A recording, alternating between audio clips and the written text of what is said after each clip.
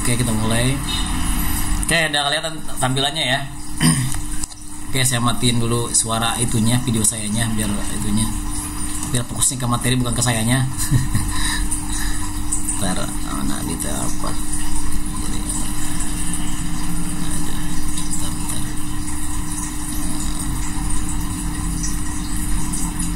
Jadi pada nggak ada ya. Terus ya, saya lihat dulu. Tuh video.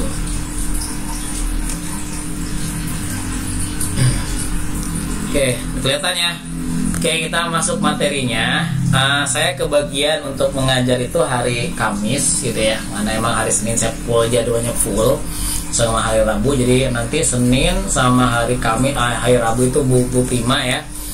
Kemudian nanti kalau saya bagiannya hanya hari Kamis ya. Oke, kita mulai. Kalau kurang jelas silakan nanti langsung komen aja ya, Pak, nggak jelas suaranya gitu ya, atau slide-nya nggak nampil atau gimana. Ini nampil ya, kita mulai. Oke, saya bagian untuk pengantar data mining untuk hari ini ya. Jadi makanya tadi saya nanya ke Anda paham nggak sih gitu ya, apa itu yang namanya data mining, atau Anda baru baru kenal, baru dengar gitu ya, tiba-tiba itu data mining gitu. Jadi sebelum Anda yang namanya kuliah gitu ya Anda kan harus tahu dulu untuk apa sih motif ini gitu ya. Nah, makanya tadi saya suruh Anda nyari-nyari dulu gitu ya, untuk PTS dulu. Nah, di sini ya. Nah, di ini ada sebenarnya di materinya udah ada Anda bisa ngelihat gitu ya, di slide yang pertemuan kedua itu ada pertanyaannya. Di situ jelaskan perbedaan antara data, informasi, pengetahuan dan sebagainya ya. Nanti kalau betul enggaknya nanti kita ke sananya, jadi Anda kebaca betul kan jawabannya tadi. Oke ya. Kita masuk untuk hari ini itu pengantar apa dan mengapa Anda harus belajar data mining, kemudian peran utama, metode data mining, sejarah penerapan data mining dan pendukungnya. Oke, kenapa Anda harus namanya belajar data mining gitu ya? Ya. Pertama, dalam manusia itu memproduksi banyak data. Di situ ada manusia itu beragam data. Pokoknya datanya besar ya. Misalkan di bidang astronomi. Nah, di astronomi itu kan Anda bisa melihat bintang, langit ya. Biasanya kan acara-acara memfoto ya. Setelah itu nanti kan memberikan suara, ada record gitu ya. Dan itu mempunyai data yang sangat besar gitu. Kemudian kalau misalkan masih berbentuk data mentah, ya mentahan kan data itu bisa berbentuk teks, gambar gitu ya, video gitu dan sebagainya, kan mengakibatkan datanya jadi besar, banyak gitu ya. Ukurannya sangat besar. Kemudian di sisi bisnis pun juga sama.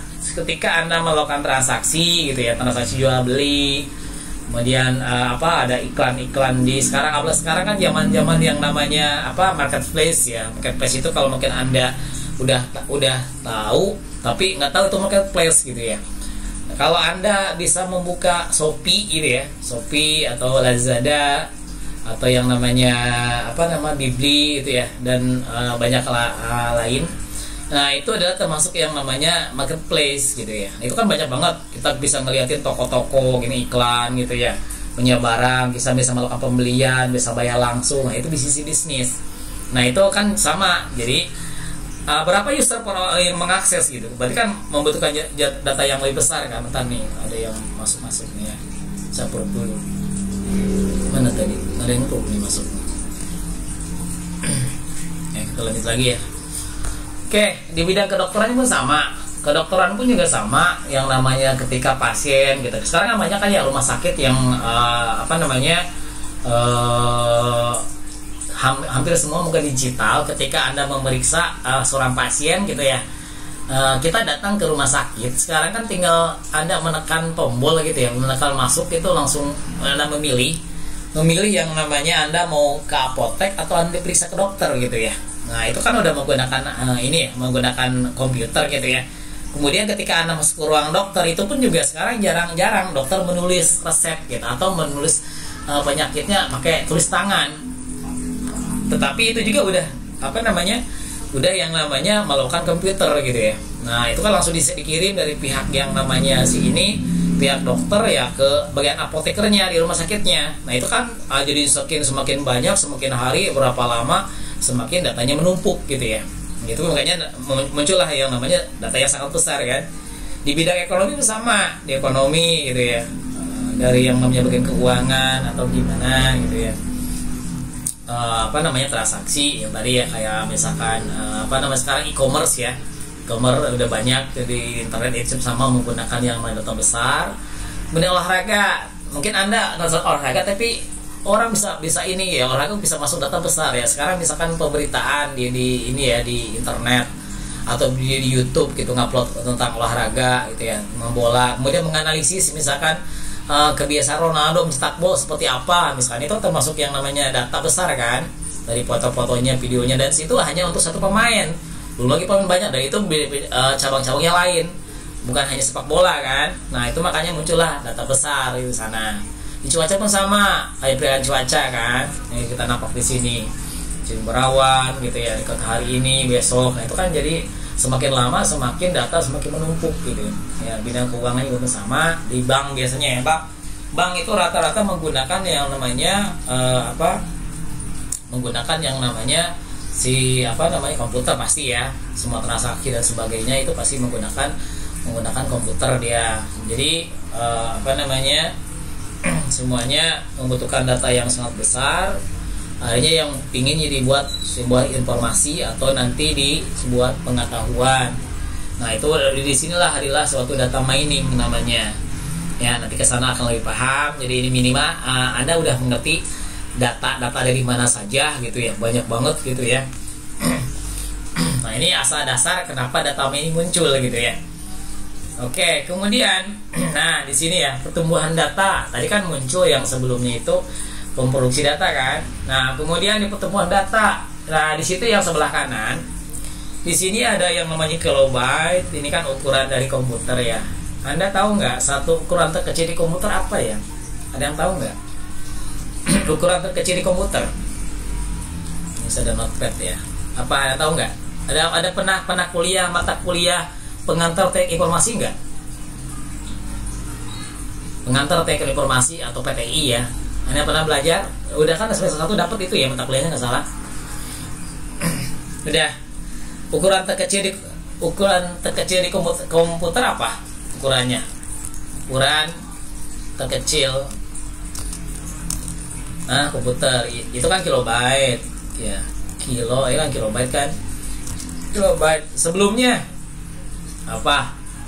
Ya, pernah belajar sistem bilangan nggak? Misalkan kayak biner, oktal, pernah ya, desimal, satu lagi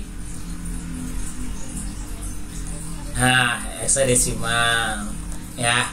Nah itu kan jenis-jenis bilangan. Nah biar biasa Anda bit-bit begini tuh biasanya mainnya pakai biner. Nah kan dikonversi kan dari sini ke sini. Nah ukuran terkecil di komputer itu namanya apa? Bit ya, bit. Tuh, jadi kalau misalkan saya punya angka 0, 1, 0, 0, 1, misalkan ada berapa nih? 1, 2, 3, ya. Ada berapa? Ada 5 nih, sama dengan 5 bit gitu ya. 5 bit.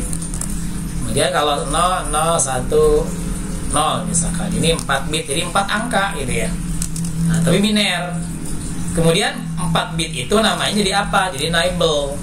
Ya, nibble. 1 bit itu 1 nibble sama dengan 4 bit. Ya, seperti ini. Kemudian ada lagi nanti meningkat lagi yang namanya 1 byte ya. Nah, 1 byte sama dengan 8 bit. Ya. Nah, di sini 1 kilobyte 10 pangkat 3 ya, atau dia 1000 kan. Nah itu awalnya.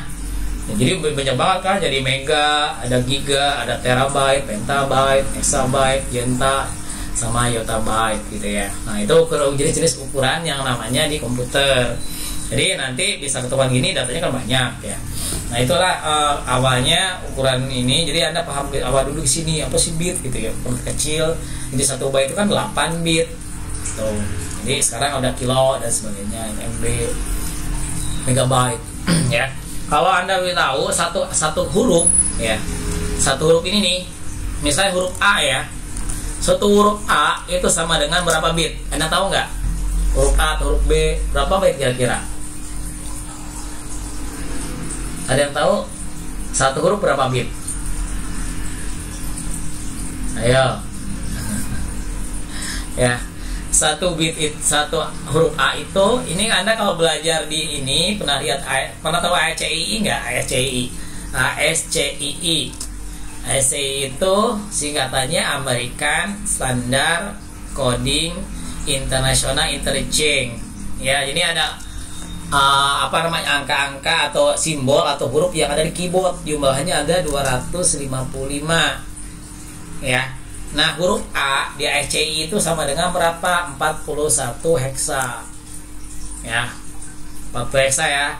Jadi kalau pernah Anda belajar konversi 41 heksa dirubah ke yang namanya ke biner, itu jadinya berapa? Nah, anggaplah ini jadi 4 bit gitu ya. Misalkan saya arang aja ya, 1010 misalkan ya. Kemudian yang satunya 0001. Nah, jadi satu huruf ini tuh jumlahnya 8 bit gitu. Nah, itu jadi 4 huruf berarti 4 kali 4 16.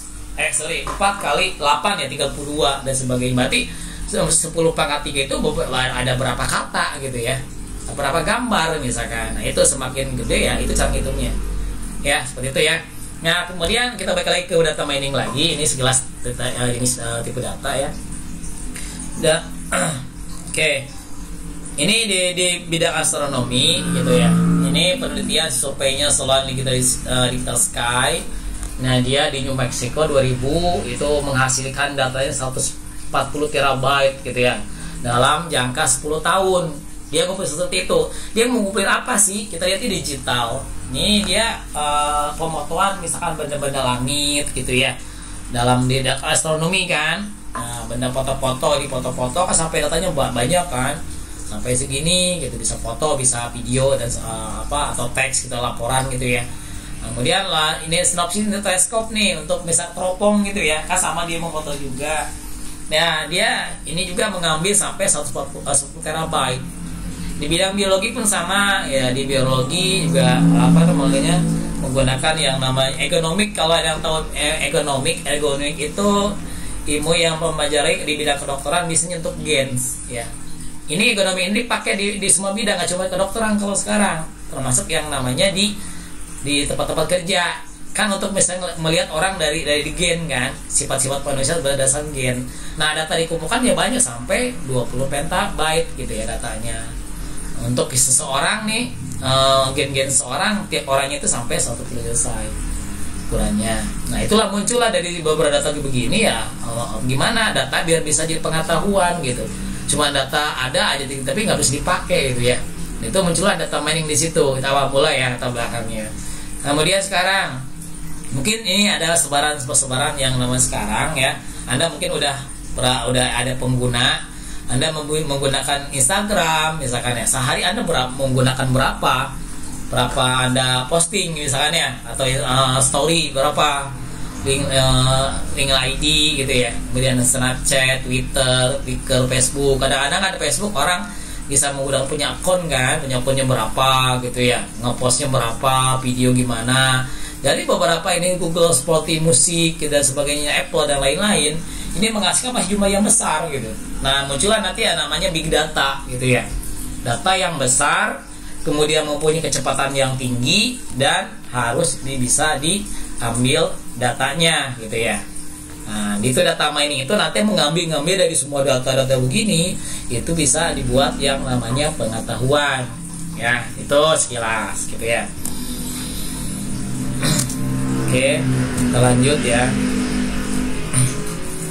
Ya, kemudian datangnya tsunami data gitu ya. Nah, sekarang kan zaman mobil market ya, pasar di mana-mana gitu ya. Jadi muncullah jadi datanya banyak gitu ya. Itu gitu. Kemudian web social network ya. Social network kalau Anda tidak tahu mungkin itu kayak FB itu ya, social network, Instagram, YouTube ya, itu semuanya juga itu termasuk social network gitu ya. WP kan isi informasi gitu ya. Nah, jadi misalkan ada banyak penelitian tentang data mining menggunakan social network. Misalkan nih ketika Anda mengambil sentimen analisis.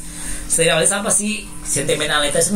Mencari yang namanya fungsi dari tiap orang-orang di web. Misalkan saya menggunakan dari Twitter saya mencari yang namanya kata-kata berhubungan sama COVID misalkan ya. Nanti akan mengambil nanti sisi positif, sisi negatifnya. Jadi berapa jumlah yang namanya postingan orang kita hitung gitu ya, menggunakan algoritma. Nanti kita baca data mining seperti itu.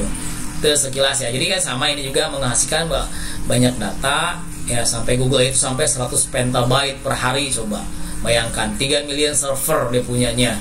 Dan itu nggak boleh mati itu komputernya. Kalau mati gawat nanti ya. Anda kalau mati, Anda nggak bisa yang namanya ngepost.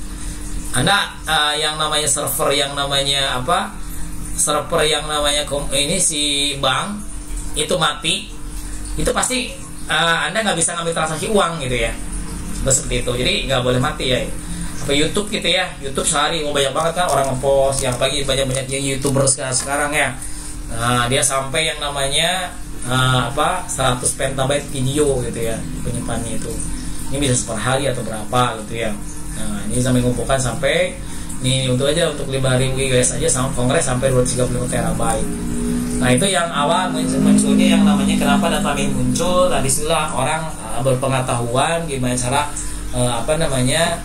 membuat pengetahuan itu berdasarkan kebijakannya ya, biar bisa berarti ya, bisa diambil kesimpulannya.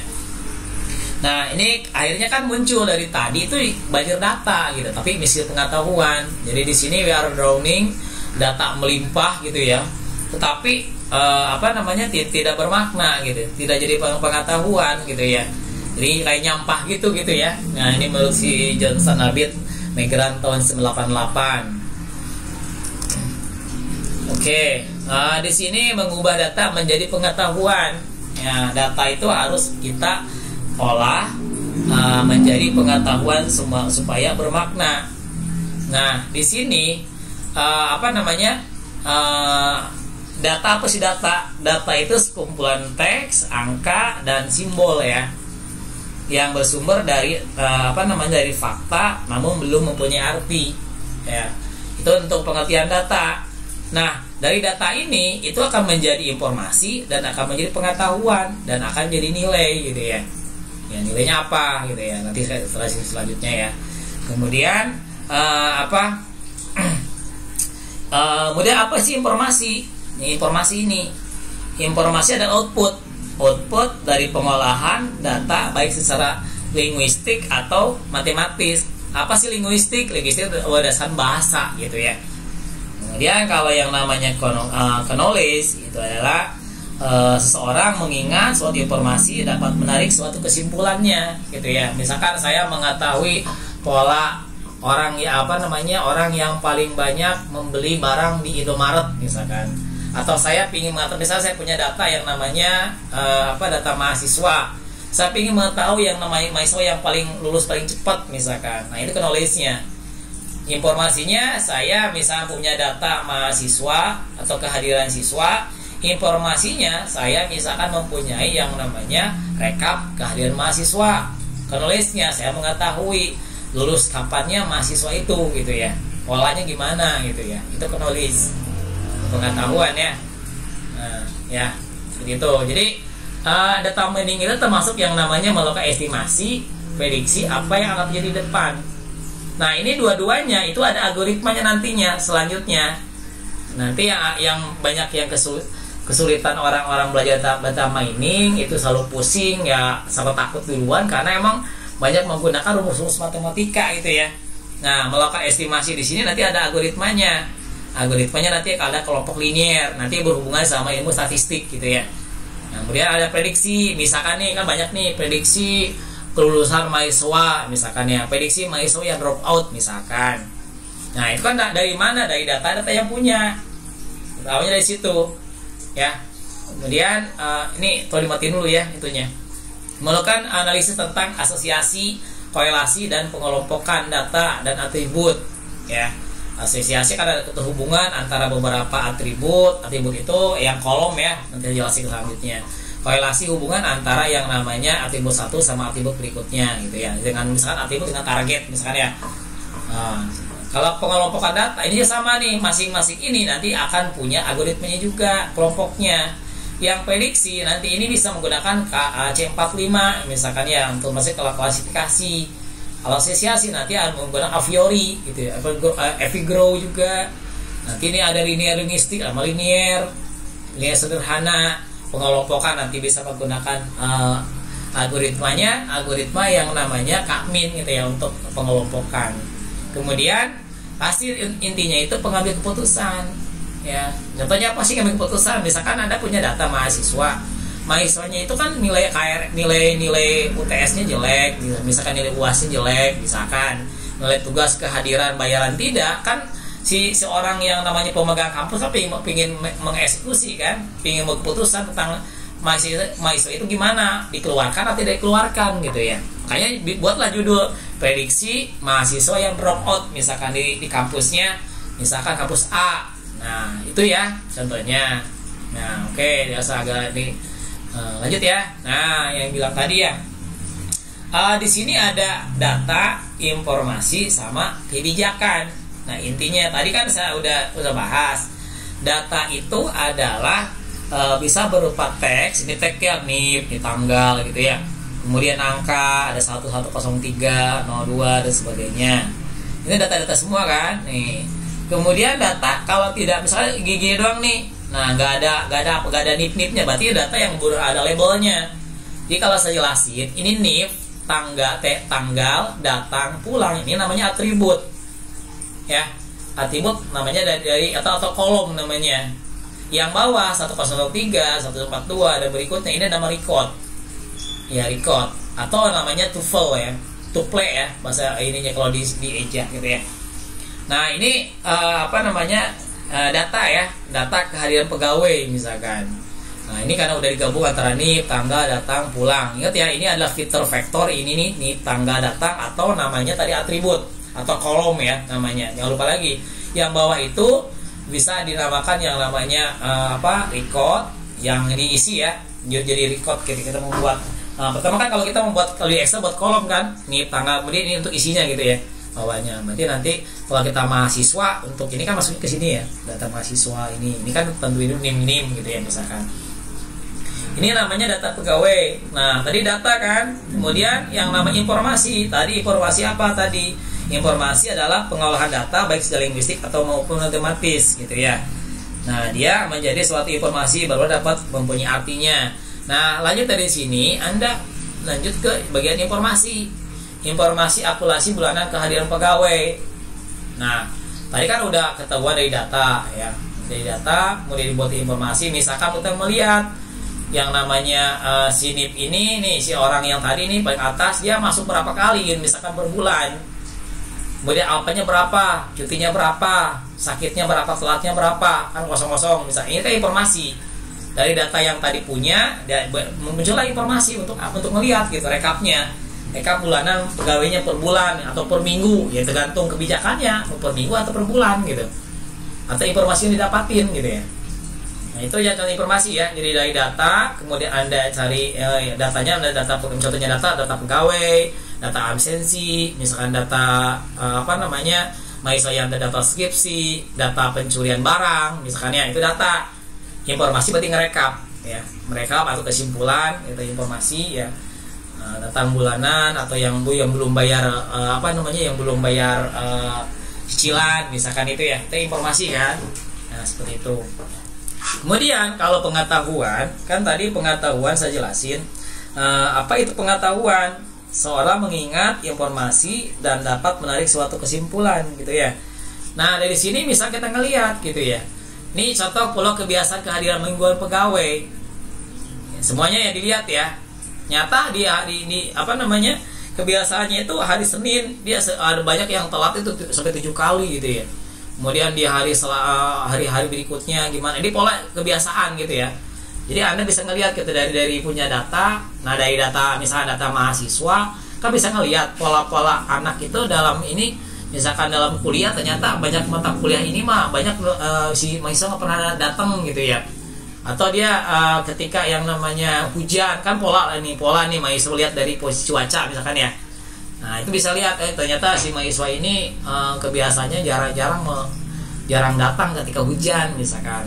Atau Anda melihat misalkan pola dari data untuk melihat pencurian barang gitu ya. Orang gini misalnya deh, yang paling gampang ketika ada yang kecurangan dalam ujian kan. Nah itu kan bisa ngelihat dari data-data. Nah tadi buatin pola kebiasaan ya. Pola mau seperti apa sih informatornya Anda ambil gitu ya. Jadi kan sisi terlambat gitu ya, atau tepat waktu boleh, terserah, ini tergantung Anda misalkan. Untuk yang namanya polanya pingin aturan seperti apa. Misalkan saya punya cuaca hujan, kelembaban cuaca, apakah saya mau main tenis misalkan ya. Jadi jika saya cuaca hujan, kemudian suhu panas, saya main bola gitu ya. Contoh kan itu pola ya. Nah, pola seperti itu. Nah, untuk yang namanya mencari itu pengetahuan ya. Jadi Anda mau untuk melihat pola, kebiasaan atau memprediksi, itulah untuk pengetahuan. Jadi Anda punya data yang tadi mau diapain gitu. Anda mau ngambil apa gitu. Ya. Jadi dari punya data awal ini, data yang kehadiran pegawai itu kan setelah ini akan jadi informasi, jadi pengetahuan. Nah dari ini Anda mau nyari apa gitu ya, dari data yang ada di sini. Nah, itu ya. Kemudian balik ke sini. Nah misalkan saya membuat kebijakan. Nah, kebijakan apa sih? Kebijakan itu pedoman ya, pedoman yang dipakai gitu ya. Misalkan di sini saya ada kebijakannya penataan jam kerja karyawan khusus untuk hari Senin dan Jumat. Jadi hari Jumat misalkan karena contohnya karena emang Senin suka ada upacara kan jam kerjanya dinaikin gitu ya. Itu kan termasuk kebijakan dari pihak institusi atau yang namanya perusahaan atau kampus gitu ya. Kemudian peraturan jam kerja hari Senin dimulai jam 10 karena upacara misalkan. Hari Jumat diakhiri jam 10.40. Nah dari situ kan bisa liatin pola gitu, dilihat dari yang harian tadi ternyata yang Senin itu jadi dipindahkan, kemudian sisa jam kerjanya dikompensasi ke hari lainnya. Misalkan ya harusnya pulangnya kan jam di sini misalkan jamnya pulang kan biasanya jam ini hari nah misalkan pulangnya biasa di jam 15.40 gitu ya, jam 15.33 karena emang Senin masuknya lebih cepat gitu ya, lebih lama ya, nanti ditimbang ke sini misalkan. Nah itu termasuk menggunakan pengetahuan. Kita main nanti ada perhitungan menggunakan algoritmanya. Nah jadi di sini Anda bisa mengambil kesimpulan dari data dijadi informasi, kemudian pengetahuan, dan muncullah suatu kebijakan gitu ya. Jadi contoh di sini saya ini data itu contohnya data absensi pegawai, atau data kehadiran mahasiswa, atau data gaji karyawan misalkan ya. Kemudian informasi berarti kan sesuai yang di ininya kan, informasi apa yang akan ambil dari data itu gitu ya. Jadi hasil outputnya, pengolahan datanya diolah ya jadi informasi. Jadi dari data kemudian diolah dari data absensi ini jadi rekap kehadiran pegawai gitu. Nah di informasi rekap kehadiran pegawai ini itu kita mencari pola, misalkan kebiasaan datang pulang pegawai, atau kebiasaan kebiasaan misalkan kalau saya di sini punya data yang namanya mahasiswa, kehadiran mahasiswa, data kebiasaan mahasiswa misalkan telatnya. Kalau di sini data mahasiswa tentang nilai, berarti di sini pola untuk melihat lulus cepat atau tidaknya, memprediksi misalkan mahasiswa itu lulus cepat atau tidak gitu ya.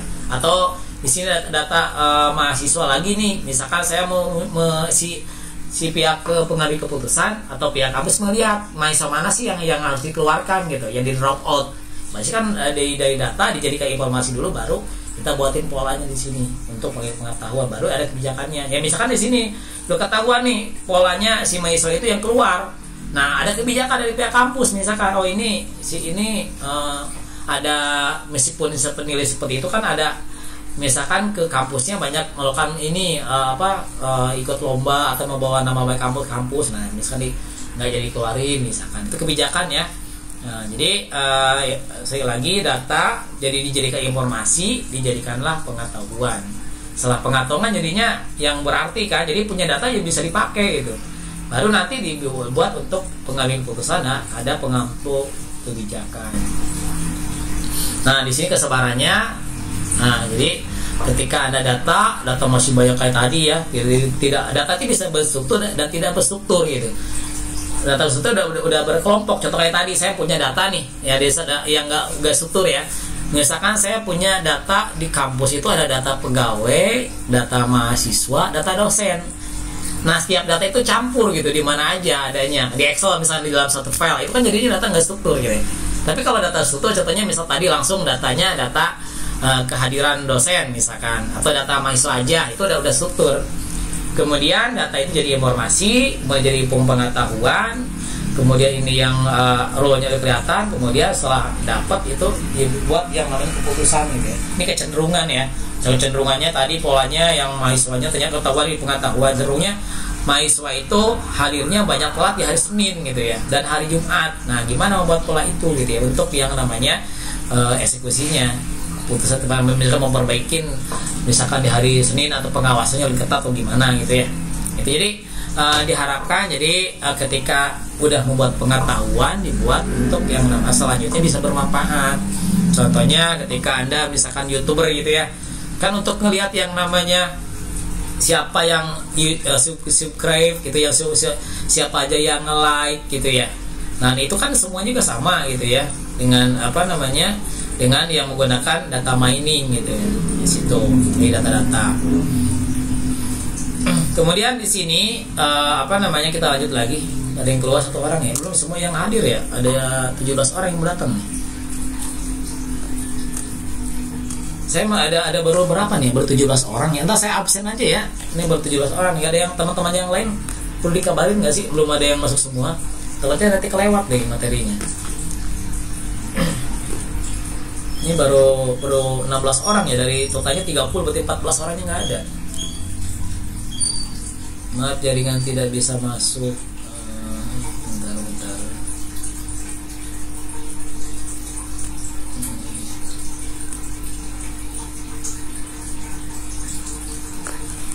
Silahkan gabung yang belum.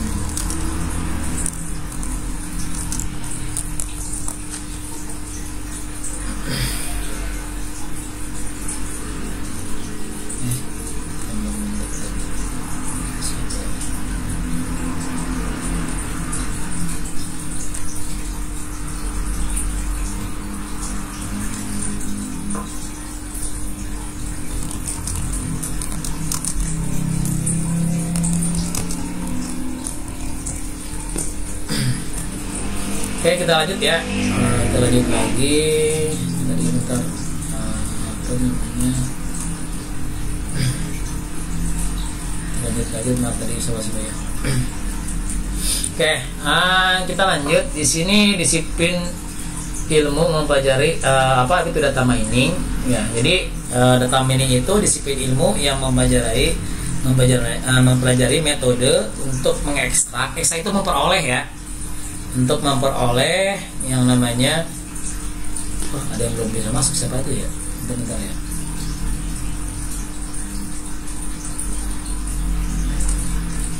Bentar ya. Dia belum izin. Oh iya, sorry. Yang nampil nih. Bentar ya.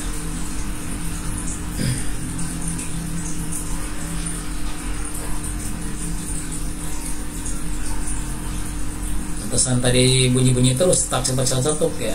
Ini.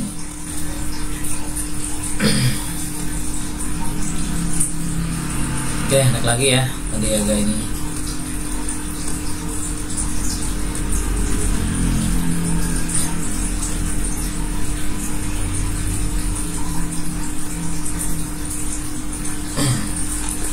Oke, naik lagi ya. Oke, di sini jadi data mining gitu adalah ilmu yang mempelajarin metode untuk memperoleh yang namanya pengetahuan pola yang dari data yang sangat besar gitu ya. Tadi saya sudah jelasin panjang lebar yang namanya data dari mana gitu ya, kenapa harinya data mining.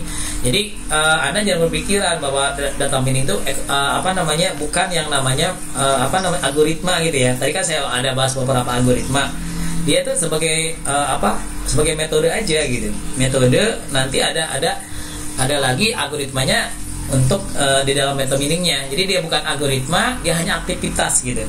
itu data mining. Jadi anggapan kadang-kadang, dan bukan juga aplikasi ya. Data mining bukan aplikasi seperti misalkan C++ atau apa misalkan PHP atau Java misalkan. Dia sebuah aktivitas dan bukan seringkali gunakan berbagai teknik maupun algoritma ya. Nah, ada algoritma berdasarkan yang tadi jelasin, ada klasifikasi dan sebagainya ya. Dari data yang sangat besar. Tadi udah saya jelasin ya. Kemudian di sini untuk ekstraksi itu memperoleh data ke pengetahuan. Saya udah jelasin juga tadi. Yang ini pengetahuan itu pola dan rumus. Ya, ini ada polanya, seperti tadi saya jelasin. Ntar ini siapa nih? Ada lagi yang gabung.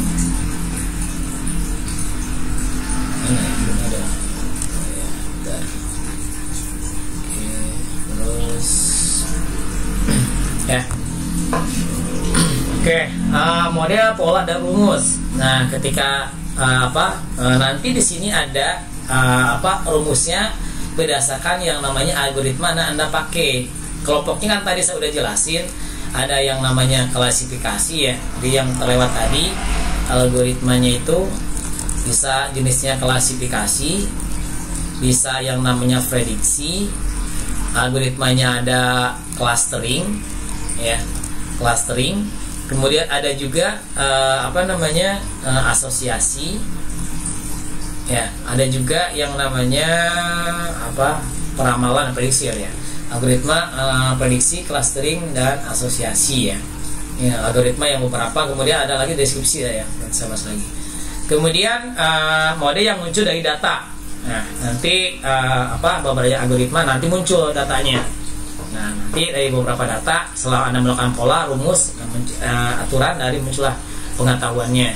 Kemudian nama lain data mining itu orang-orang ada sebut yang namanya KDD ya, knowledge in database. Jadi mau pengetahuan ditemukan di database. Makanya saya tadi nanya sama Anda pernah belajar yang namanya database nggak gitu ya? Karena data mining itu mengambil beberapa dari database gitu, datanya. Ada bisa mungkin dari Excel gitu ya, dari banyak sumber gitu. Makanya mungkin Anda udah pernah belajar atau baru mendengar yang namanya data warehouse gitu ya. Anda pernah dengar data warehouse? Itu ada gudang data yang sangat besar. Contohnya kalau misalkan Anda ya di Indomaret ya, Indomaret kan ada sampai ribuan atau jutaan kali ya, atau ratus ribuan cabang di mana-mana. Nah, itu kan datanya macam-macam. Ada data yang namanya karyawannya juga, data penjualannya, data barang-barangnya gitu ya. Dan berbagai ini kan diintegrasikan gitu ya. Karena nanti ada yang namanya ETL ETL itu extract, transform, loading gitu ya.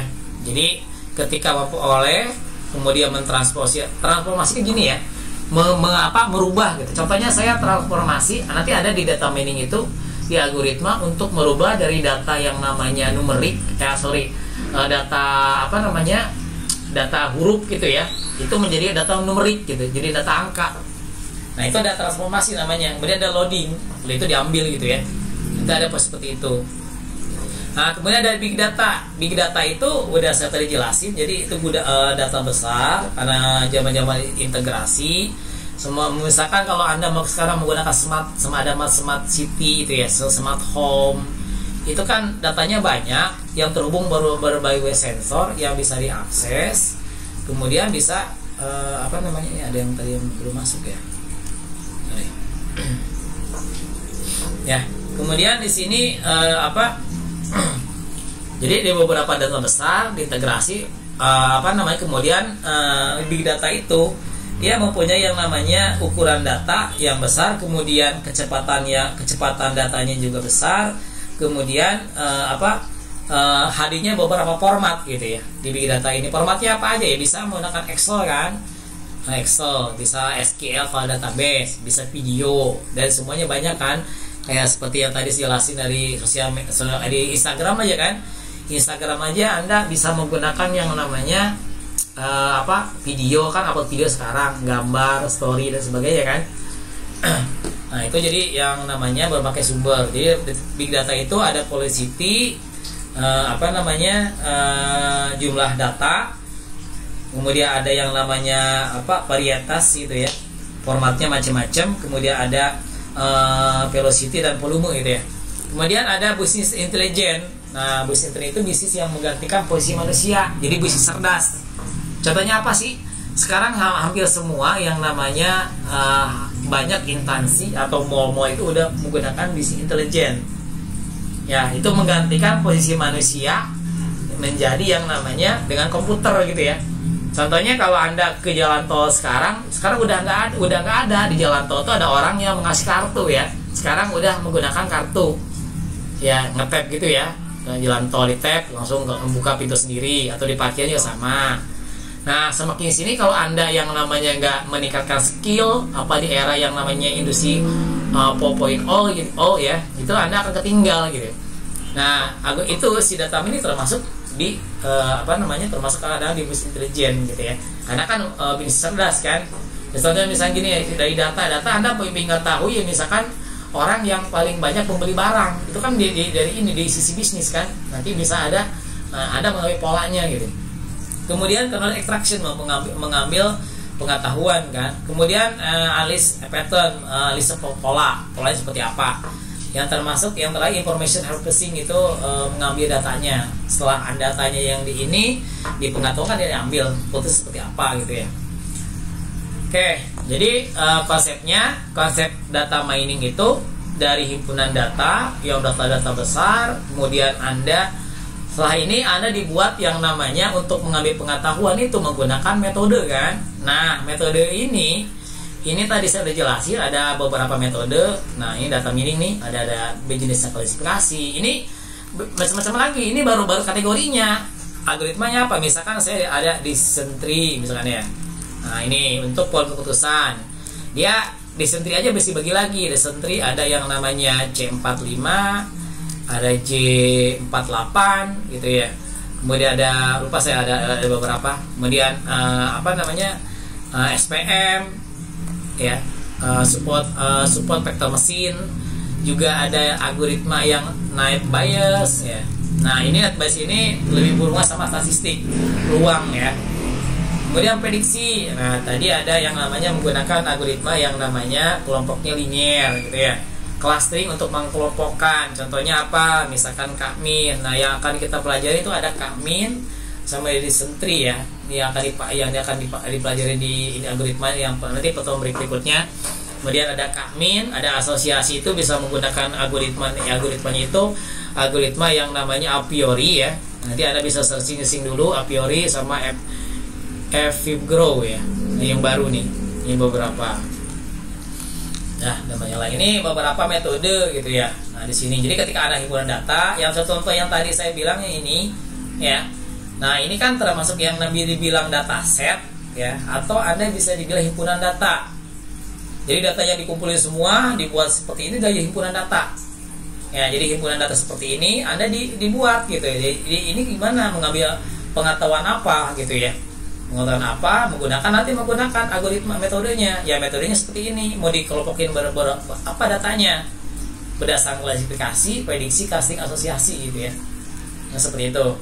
Data mining. Kemudian jadilah pengetahuan gitu ya. Nanti akan menghasilkan satu-satu gitu kalau dari algoritma ini. Ya. Itu. Kemudian selanjutnya data mining itu mendapatkan informasi penting sifatnya implisit ya, informasi penting yang sebelumnya tidak diketahui ya. Contohnya Anda dari data yang ini gitu ya, data seperti ini ya, Anda tidak ketahui pola seperti apa gitu ya. Contohnya dari data ini lulus tepat, Anda mengambil yang namanya dari beberapa data gender, nilai UN, asal sekolah, IPS dan sebagainya. Anda mau prediksi misalkan mahasiswa ini bisa lulus cepat atau tidak gitu, informasinya ya, pengetahuan yang didapatnya. Nah, seperti itu. Contohnya, Anda datanya mau diapain gitu. Ya, jadi yang data yang dibina aja kan nggak berarti gitu ya. Anda menjadi informasi dan pengetahuan. Nah, ini untuk menjadikan ini sebagai pola untuk menentukan mahasiswa ini lulus cepat tidaknya dari angka-angka ini, dari atribut-atribut ini atau fitur vektor ini ya, dari code ini. Nah, nanti Anda menggunakan algoritma ini. Algoritma di metode data mining gitu ya. Nah, seperti itu.